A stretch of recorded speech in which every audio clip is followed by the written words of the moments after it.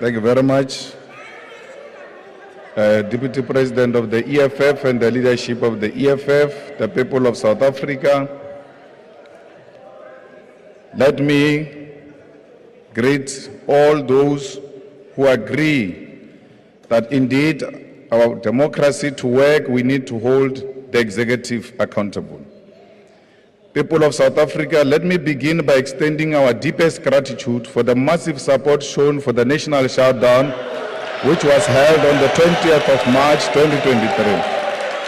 The 20th of March marked one of the greatest national demonstrations post-1994, wherein thousands of our people registered their dissatisfaction of load shedding, unemployment, high levels of crime, gender-based violence, and lack of service delivery.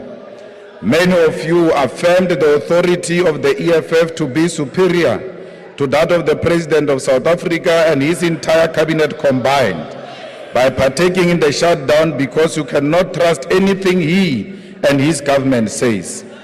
A majority of business remained closed, taxi ranks and buses were empty, no trains or trucks were moving on the day, and even load shedding was suspended due to low level of electricity demand, proving that major industries that uses electricity were not operational.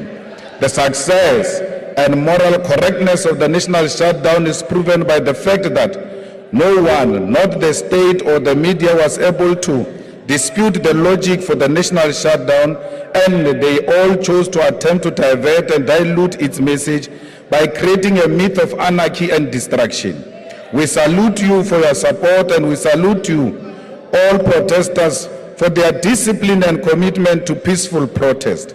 We remain resolute on our demand for Mr. Cyril Ramaphosa to resign as the President of South Africa, and our people want reliable supply of electricity for their businesses, livelihoods, and for the economy to survive. The economic freedom fighters proved once more who is in charge in this country. When you said to business, is business as usual, open your shops, I said close. They closed. I'm in charge. I've got you by scrotum. There's nothing you can do, nothing. All of you combined. You can scream anyhow you want. Once more, I demonstrated to you black opposition, a white opposition with the ruling party combined. I'm in charge. And I want that to sink. You will tweet every day. You will call press conference every day. You will bring soldiers and police because the man in charge said shut down South Africa, and it was shut down.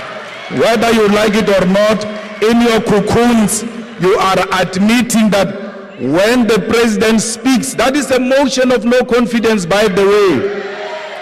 When the president speaks and say, open, I will protect you, they say, we can't trust you. They closed. Even this one of the dogs ran around everywhere saying, open, open, I'll protect you. But you never protect us any day. Why would you protect us today? They never listened to him. They closed. This ones ran to court and said, no, don't close. We have got an order, imaginary order. Cape Town, there won't be anything. Don't close. We're in charge here. Cape Town is ours. Cape Town is white. They can't do anything in the white area. They said to them, the business of Cape Town, we can't trust you. They closed because they knew who to trust. The economic freedom fighters established a motion of no confidence against the Speaker of the National Assembly, Ms. Nosiviwe Mapisa Ngakula. We did this because it has become clear that we are dealing with an unrepentant delinquent who abuses her power and violates the rule of the National Assembly and the Constitution.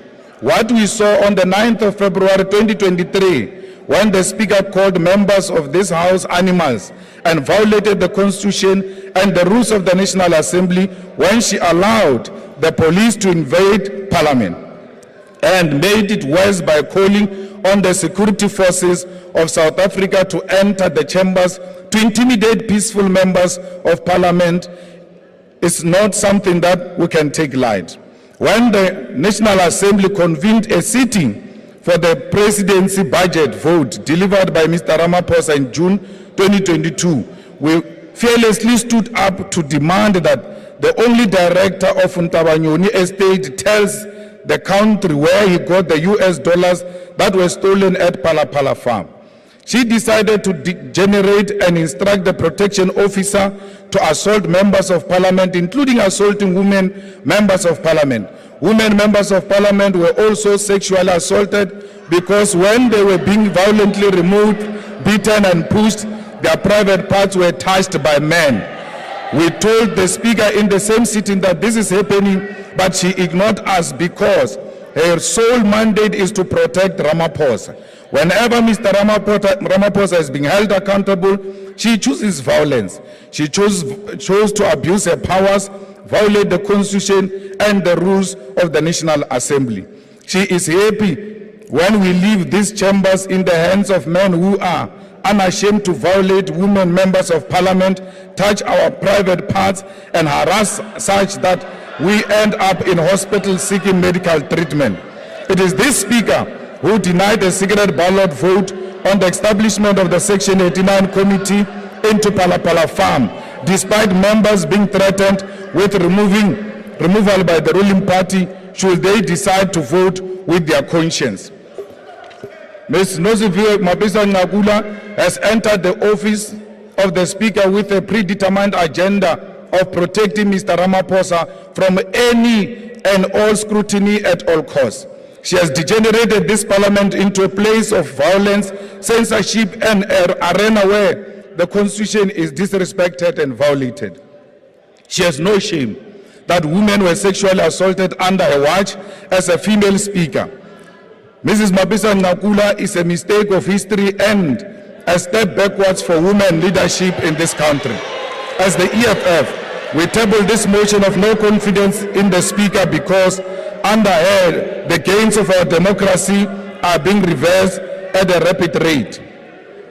If she is to continue as a speaker, then the ruling party and its president will continue to loot state resources, launder money, evade tax, and violate the constitution without any accountability.